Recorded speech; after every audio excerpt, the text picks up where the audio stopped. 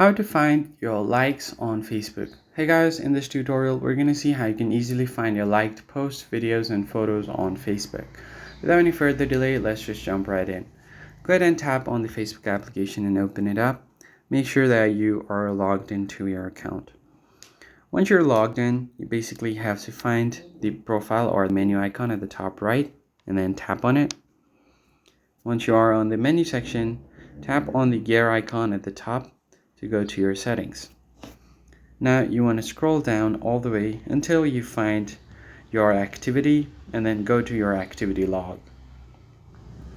From here you want to find your liked videos. So under your Facebook activity you'll find comments and reactions.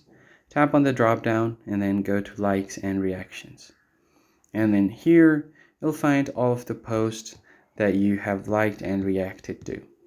And that's basically it. That's how you can easily find your likes on Facebook.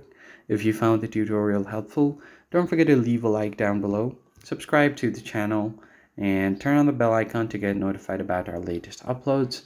I'll catch you guys in the next one. Thanks for watching.